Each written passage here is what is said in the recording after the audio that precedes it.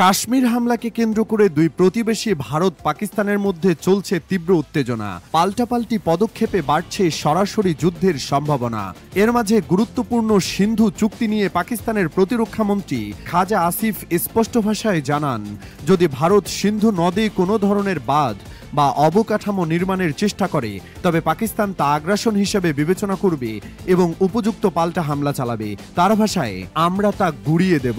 এই বক্তব্যে দুই দেশের মধ্যে পানি নিয়ে যুদ্ধের ছায়া স্পষ্টভাবে ফুটে উঠেছে।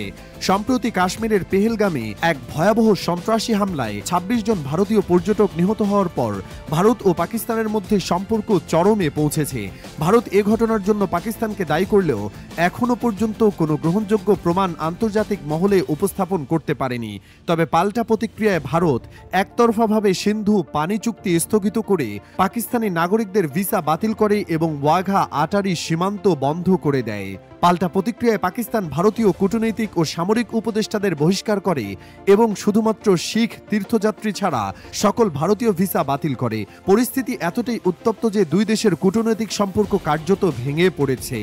জিও নিউজের নয়া পাকিস্তান অনুষ্ঠানে খাজা আসিফ বলেন, ভারত যদি সিন্ধু নদে কোনো ধরনের কাঠামো নির্মাণের চেষ্টা করে আমরা তা গুড়িয়ে দেব।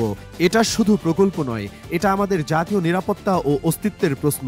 তিনি আরও বলেন, আগ্রাসন মানেই শুধু বন্দুক বা গোলাগুলি নয়, পানি আটকে দেওয়া, জনগণকে অনাহারে বা তৃষ্ণায় মৃত্যুর মুখে ঠেলে দেওয়া, এটাও এক ধরনের যুদ্ধ। তিনি অভিযোগ করেন, ভারতের প্রধানমন্ত্রী নরেন্দ্র মোদী আসন্ন জাতীয় নির্বাচনকে সামনে রেখে রাজনৈতিক নাটক তৈরি করছেন এবং আন্তর্জাতিক মহলের কাঙ্ক্ষিত সমর্থন আদায়ে ব্যর্থ হয়েছেন। তার ভাষায়, ভারত কোনো গ্রহণযোগ্য প্রমাণ দেখাতে পারেনি, বরং আন্তর্জাতিক সম্প্রদায় পাকিস্তানের বিরুদ্ধে করা অভিযোগ খারিজ করে দিয়েছে। যদিও যুদ্ধের প্রত্যক্ষ আহ্বান এখনো আসেনি, তবুও খাজা আসিফ জানিয়েছেন, পাকিস্তান কূটনৈতিক ও চুক্তিভিত্তিক প্ল্যাটফর্মে এই ইস্যু উত্থাপন করবে। আমরা সিন্ধু পানি চুক্তিকে ভিত্তি করে আন্তর্জাতিক অংশীদারদের দ্বারস্থ হব এবং ভারতের একতরফা পদক্ষেপের বিরোধিতা করব, বলেন তিনি। পাশাপাশি হুঁশিয়ারি দিয়ে জানান, ভারতের জন্য এ চুক্তি লঙ্ঘন করা সহজ হবে না এবং পাকিস্তান এর মোকাবেলায় সব ধরনের কৌশলগত ব্যবস্থা নিতে প্রস্তুত।